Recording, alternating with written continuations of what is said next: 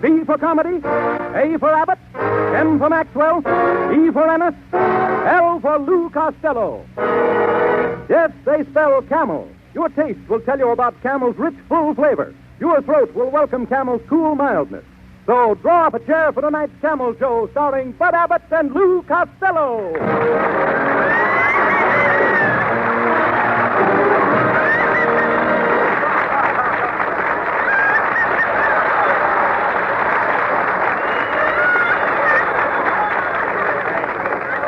Costello. What happened to you? Why are you late? Oh, am I in trouble, Abbott? I drove my car to a red light. They're going to fine me $2,000. Oh, ridiculous. They can't fine you $2,000 for going through a red light. Oh, no. This light was in a drugstore window. Hey, that's terrible. Yeah, they also want me to pay $300 for costs.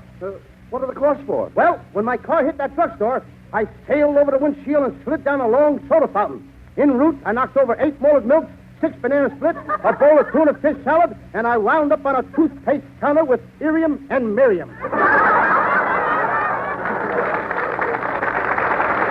Hey, wait a minute. Anything else?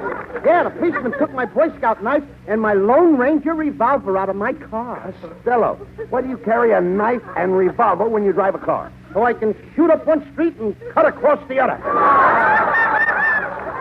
Hey, Costello, are you one of those Hollywood drivers, Lou, who drives like a madman and pays no attention to the pedestrians? Or are you the other kind? What other kind? There's others? Yes, there's others. Where were you going in such a hurry? Well, I had a date with one of those Towers models.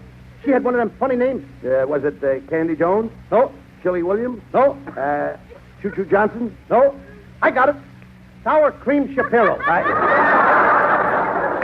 Sour Cream Shapiro? Yeah. Say, she's the most popular girl in this neck of the woods. Any girl that necks in the woods must be popular. But I ain't going out with this girl no more. She lives in Glendale. And over there, they got a 12 o'clock curfew. Well, they have a 12 o'clock curfew in every town, Lou. At noon? Costello, day by day you get more stupid. How can you be such a consistent idiot? I got a charge account. What's your excuse? What's my excuse? What's your excuse? No, just look at you. Your appearance is disgraceful. Look, why didn't you wear that new shirt I gave you? I can't. The collar is too high. Every time I hiccup, my head disappears. I don't know why you ever come here tonight. Well, I had to, Abbott. Why? All my little kid friends, they're all waiting for me to tell them a story of one of those famous stories I always tell them. Only tonight I'm going to tell them about Aladdin and his wonderful lamp. Oh, do tell. I'm going to tell her right now. The only thing is, Abbott, I ask you to keep your mouth quiet and shut up, and you don't say nothing. Oh, no. Sorry. Now, you don't interrupt me at no time at all while I tell the story. Don't worry about me. Not like you do every week. No. So why don't you slip over to Tom Brenneman's and get yourself an orchid? No. Go ahead with the story. I want to hear it. Okay. All right. Now, little kitty, here I go. All right. Once upon a time, there was a little boy named Aladdin. Aladdin who? Aladdin who? Aladdin who? Yeah. Aladdin, a foreign country. All right, go ahead. Abbott, I asked you to leave me alone. Well, all You're right, I just pretty want to make soon. sure. I never heard this story. Well, keep quiet. All right, I'm sorry. You get me so mad. Now, take it easy. Now, Aladdin had a magic carpet.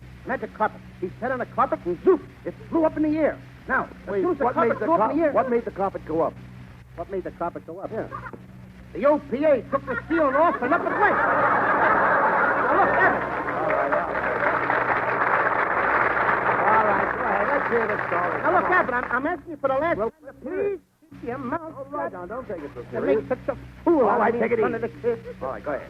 Now, one day Aladdin was flying along on his carpet when another guy went passing a rug. This guy pulled out a towel and started shooting at him. Now, Aladdin just a didn't want minute. nobody to shoot at him. Wait a minute, Lou. Because he Now, had wait no a minute. defense. Hold on. How could he shoot at him with a towel? This was a cannon towel. What do you get me? See me all mixed up. Now, Go keep ahead quiet. with the story. Now, one day Aladdin found an old lamp. A real old lamp. Oh, the lamp was so old, it was extinct. Yeah, it was extinct. It smelled from oil. All right. What do you keep on this? Now, let me tell a story. Well, go ahead. Tell it. Now, Aladdin rubbed the lamp, and yoink, a genie appeared with a white horse. Aladdin grabbed the horse's hair, and then he started to... You mean Aladdin grabbed the horse by the mane? He grabbed the horse by the mane. By the mane what? He grabbed the horse by the mane what? So what do you say? Go ahead. All I know is you grabbed the horse by the mane. That's all. The horse's neck. The horse's neck. Yeah. Anybody knows that the horse's neck. They're human. Let them neck. You can't stop all them. right. Now, when the genie told Aladdin he could have anything he wished for, Aladdin would just rub the lamp. So every time he rubbed the lamp, he got presents. So he rubbed, and he got stuff and more stuff until he had surpluses. So after he had Wait surpluses... a minute, just a minute. Now, just a minute. Enough is enough. How can you use the word surplus when you don't even know what surplus means? I don't know what surplus means. You don't. Shame on you, Abbott. I know what surplus means. What does it mean? I know it's a big word. What does it mean? I'll tell you what it means. Surplus means like if I have 2 pairs of shoes, that's surplus. So I give you 1 pair. Now, if I got 2 dogs, that's surplus. So I give you 1 dog. Now, if I got 2 beautiful blondes, that's surplus. So I... Abbott, why don't you put them shoes on and take that dog for a walk?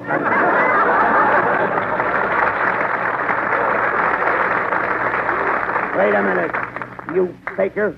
How dare you come out here and deliberately take a classic from the Arabian Nights and twist it into a mishmash of falsehood and fabricate a diabolic absurdity? Wait a minute, Abbott. Watch your language. What do you mean? This program is being wigwagged to the campfire girls. Costello, are you trying to ridicule me? Your friend who sticks to you through thick and thin. Why do you treat me so shamefully? Oh, I'm a bad boy. And are you sorry you told that story? But I've told that story with great success many times on the radio. How is it I never heard you tell that story on the air? Well, Well, it so happens I did the story in the East, and it was transcribed from an earlier hour so it could be turned off at a more convenient time. Costello, I can't make up my mind whether you're a simpleton, an imbecile, or a moron. Ha ha! Got you over a barrel, ain't I?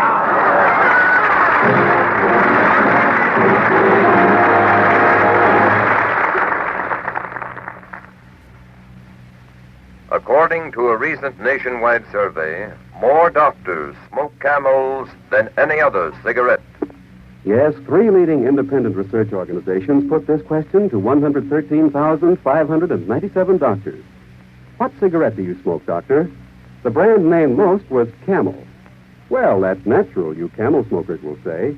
I like Camel's rich, full-bodied flavor and cool mildness, so why shouldn't doctors? They smoke for pleasure, just like anybody else.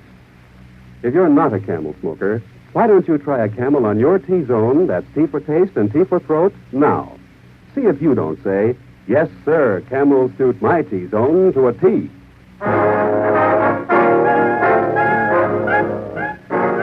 Light up a Camel cigarette and listen to Skinny Ennis sing. Met a gal in Calico down in Santa Fe. Used to be her Sunday boat till I rode away. Do I want her? Do I want her long?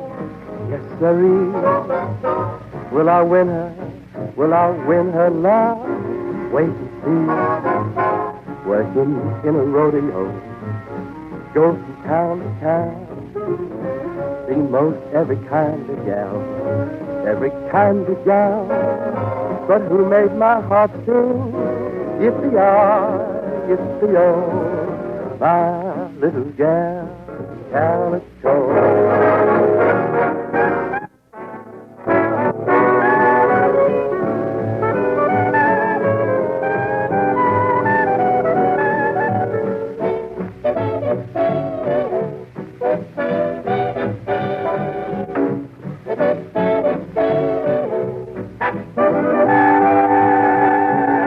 Is she waiting? Is she waiting? She'd better be. Am I hoping to be roping her? Yes, sirree.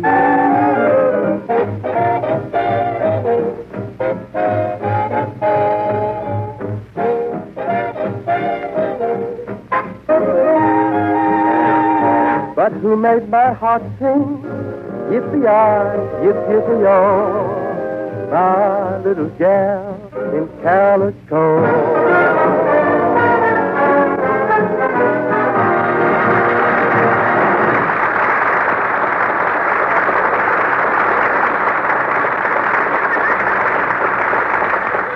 Hey, Abbott, we're rich. My new invention is finished. I just built a machine for 75 cents that will save billions for science. A 75-cent machine that will save scientists Yeah, billions? yeah. What does it do? What does it do? Give me your hat, and I'll show you. Yeah. Now, I place the hat on the machine and pull the lever that lowers this big cleaver. Costello, you've ruined my hat. You've cut my new atom hat in half. Hooray! It worked! I have split the atom. You dummy. That thing will never make a nickel. But I have an idea that will make us $10,000 by tomorrow night. Just think. You'll be able to get a complete new wardrobe, a diamond ring, a car, and a chauffeur. And Just a minute, Abbott. You ain't gonna get me to be queen for a day. No, Costello. Now, here's how we get the $10,000. Now, I've made arrangements with an inventor to use you in a great experiment. Here it He's comes. going to shoot you in a rocket to the moon. And just for that, we get $10,000? Yeah. Oh, boy. I wish you'd... Wait a minute. Who's gonna shoot who and what to where? Calm down, Costello. You've got nothing to be scared about. There's nothing to it. You just get into the rocket ship, and you get a free ride to the moon. Well, that's different. For a minute, I thought you said I was going to go to them. You did say it! Abbott, I'm not going to do it. You're not going to do it. I'm not going to do it. You're not going to do it. No. After all the trouble I had convincing that scientist that you were the man. Aren't you ashamed of yourself? What are you, a coward? A milksop? A white-livered rat? A yellow snake? You can bet I'm in there someplace. But I ain't going to do it. Shame on you, Costello. You're not going to do it. Think of me. Think of what I went through convincing that scientist that you should have this great opportunity, that we should make $10,000. Do you realize the scientist turned you down 3 times? He did? He did. He didn't want you to go in that rocket, but I forced the issue. That's my pal. You bet your life. I insisted on it. Forced the issue. Absolutely. When the guy didn't want me, you forced I the forced issue. the issue. So off I go. That's where you go. That scientist said you didn't have brains enough to fly a kite, well, let alone a rocket. He said you were an incompetent nincompoop, a bloated blockhead, and a nitwitted nanitity. Mm-hmm. That scientist said I was an incompetent nincompoop, a bloated blockhead, and a nitwitted nanity.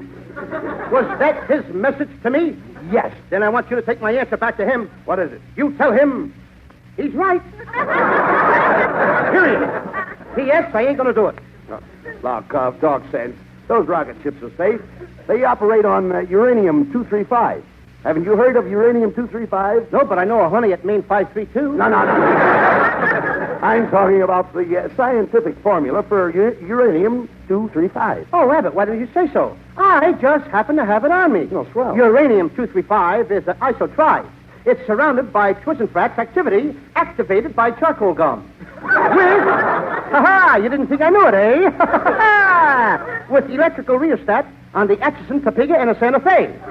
All this is in the process of. Process of what? Exactly. And on that you may quote me. Come in. Greetings, Mr. Abbott. Where is the chump? Sucker. The boy who's going to the moon in my rocket. Right here, Professor. This is Lou Costello. Mr. Costello, to make this experiment, you should have your parents' consent. Where is your mater and pater? They went to the theater with my braider and satyr. Well, I hope I have more luck with you than we've had with the other 35 rockets I've aimed at the moon. You shot 35 guys up there already? What happened to them? I don't know. I lose more darn rockets that way. Well, I ain't going. That moon is a terrible place. Oh, no, my boy. The moon is lovely. The moon is made of green cheese. How did he get that cheese way up there? Haven't you heard of, the buttermilk sky? My, that's pretty. Would you care to churn in? I don't mind. Let's skim through it together. All right, Costello, cut it out, Costello. Professor Costello will be ready to take off tomorrow morning. Just a second, Professor. What kind of a rocket is this? Well, it has 46 propellers. It's air-conditioned. It has a snap bar. What makes it run? Twisted rubber band. Twisted rubber bands? That was a snappy answer. I got my laugh, Fatty. Don't stretch it. Forget him, Costello. We haven't got much time. Now, what equipment will you need for the trip? Well, as long as you talk me into it, Abbott, I'll need a supply of food and a native girl in case I get lost. Some warm clothing and a native girl in case I get lost. A camera and a native girl in case I get lost. And a map of Rhode Island. Why are you taking a map of Rhode Island? That's to make sure I get lost. Hiya, fellas. Hello, Skinny. Hello, Hoghead.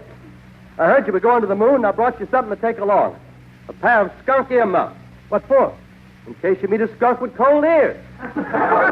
Kitty, who is this with you? Oh, pardon me. Hey, Costello, this is my girlfriend, Gwendolyn. She came down to get a last look at you. Oh, Mr. Costello, I consider myself fortunate to meet such a creature of such intellectual stature. I think you're beautiful. Just beautiful, beautiful, beautiful. Abbott, this kid sounds like she's got a snooty full. This association gives me the same satisfaction and exhilaration as that musical composition, cement mixer, puppy puppy. What does she gargle? Brillo? Well, I must make my departure, and may I make you my congratulations on your venture into the future? You bet you're, and I'm glad to have met yours. Well, goodbye, and I consider myself fortunate to have fashioned up with kids. Am I glad she's gone? This kid could ruin my dickin. And louse up my punctuation. Hey, look, Costello. Here comes Marilyn Maxwell. Ah, there you are, Louis, honey. Oh, Abbott, she called me by my maiden name again. Louis. Oh, Louis, honey, I've heard all about your brave gesture, my little bubble-nosed Buck Rogers. Oh, Marilyn, my fair-haired flying fortress. Make me your target for tonight and bomb me with kisses. Oh, Louis, honey, come into my arms. Bombs away. Marilyn, when I'm close to you like this, do you notice how my eyes light up? Yes, Louis, what does that mean? It must mean something. I ain't no pinball machine. Ah, Louis, darling, you're so romantic. You and I are like those two little lovebirds out there in that tree. See the little girl lovebird and the little boy lovebird? What do you think they're talking about? Worms? Ah, Marilyn, my darling, when you hold me like this, I feel just like a bubble, a beautiful bubble, floating eastward with the trade winds. Well, what was that? Some wise guy in Brooklyn with a BB gun.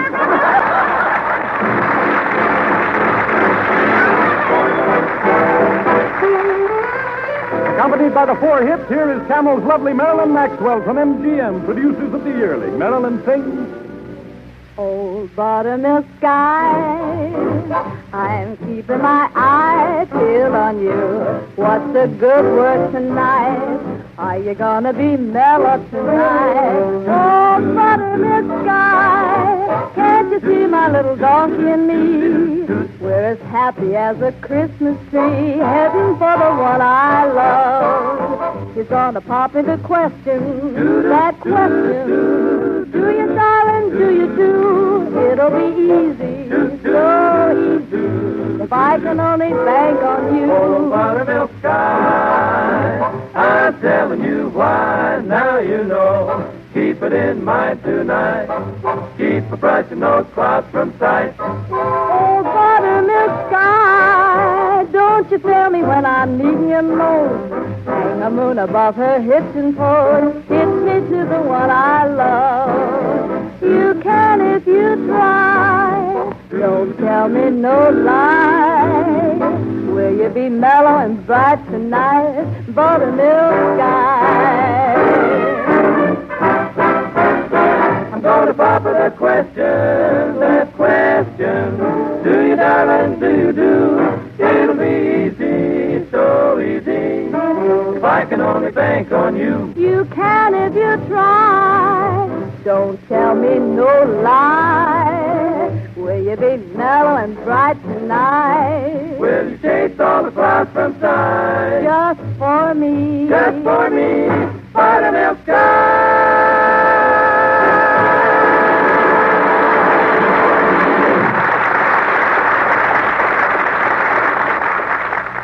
T-zone, that's T for taste and T for throat, is the supreme judge of a cigarette.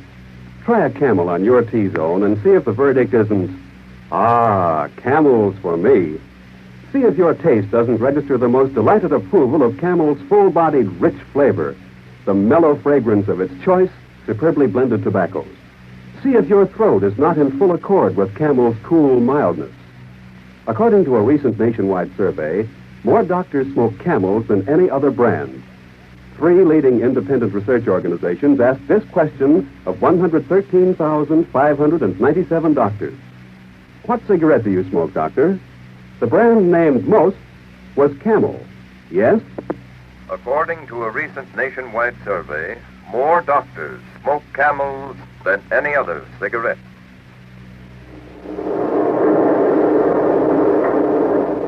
Well, here we are, Costello. Come on, climb into that rocket. Abbott, I'm scared. I'm afraid of high places.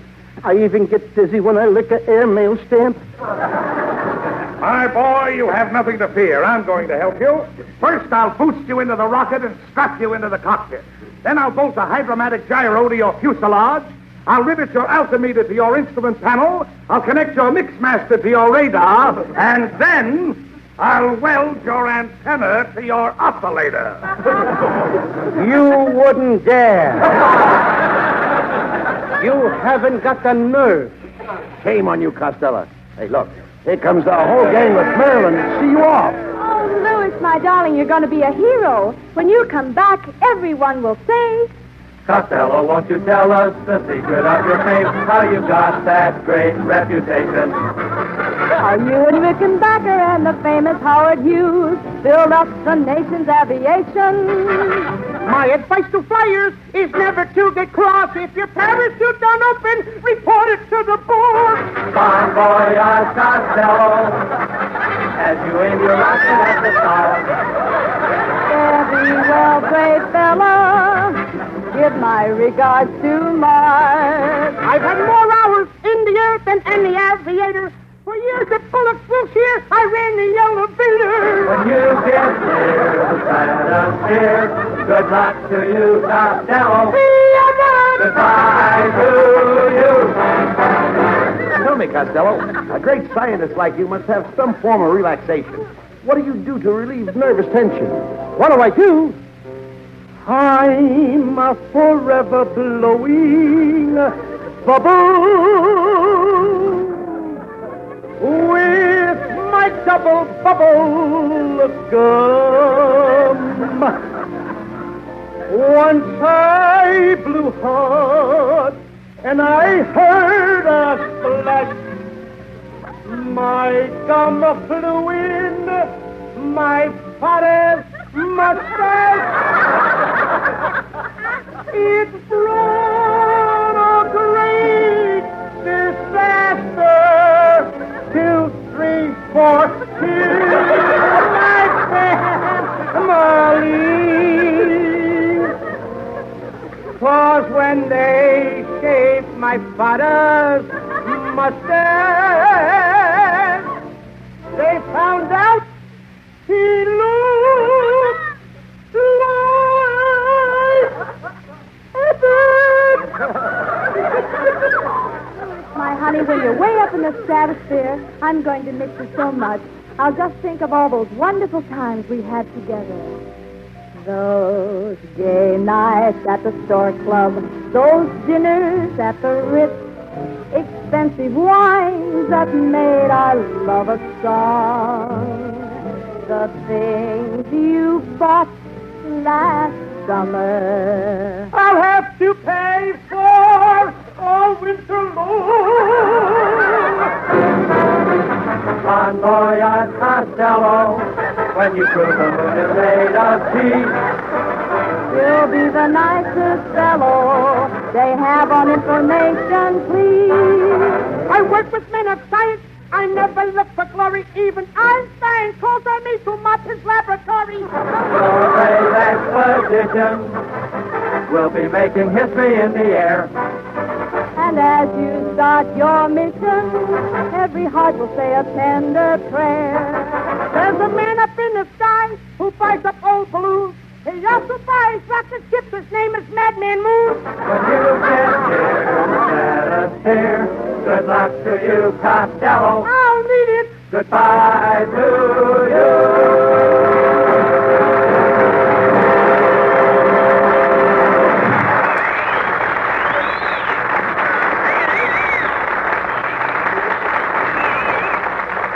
Come on, Costello, get into that rocket. Abbott, I ain't gonna do it. I ain't gonna do it. Shame on you. You're a disgrace to the history of aeronautics. Yeah. Scientists have been fighting for years to advance aviation. In 1906, the Wright brothers, what were they fighting for? The first airplane flight. Right. In 1926, Charles Lindbergh, what was he fighting for? To fly the Atlantic Ocean. In 1936, Howard Hughes, what was he fighting for? To fly around the world. And in 1946, what are you fighting for? To stay on the Camel cigarette program.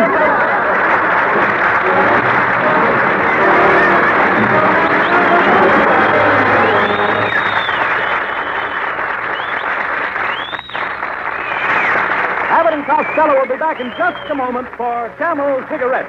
During the war, the makers of Camel cigarettes sent a total of more than 150 million free Camels to our fighting men overseas. Now free Camels are sent to servicemen's hospitals instead. This week, the Camels go to Veterans Hospital, Mount Alto, Washington, D.C., U.S. Army Fitzsimmons General Hospital, Denver, Colorado, U.S. Naval Hospital, Bainbridge, Maryland, U.S. Marine Hospital, Norfolk, Virginia, Veterans Hospital, Oakland, California. Camel broadcasts go out to the United States 3 times a week, are rebroadcast to practically every area in the world where our men are still stationed, and to our good neighbors in Central and South America. And now here are Bud Abbott and Lou Costello with a final word. Well, Costello, that rocket to the moon tonight was certainly a fizzle. Yeah, it never left the ground. That guy ain't no inventor. I'm the guy that's got the invention. Now, what have you invented? Abbott, my new invention will do away with all electric toasters. There'll be no more electric toasters. No more electric toasters? You just plug in the bread. Oh, good night, folks.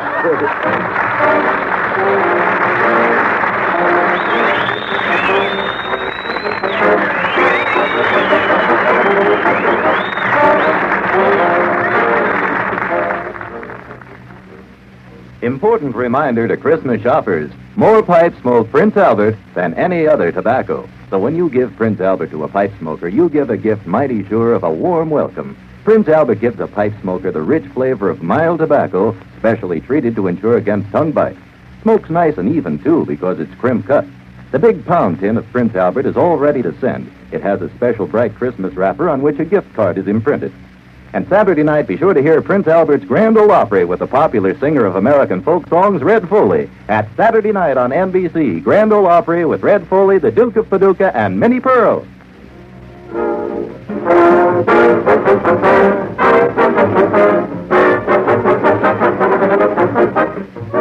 Be sure to tune in next week for another great Abbott and Costello show brought to you by Camel Cigarettes.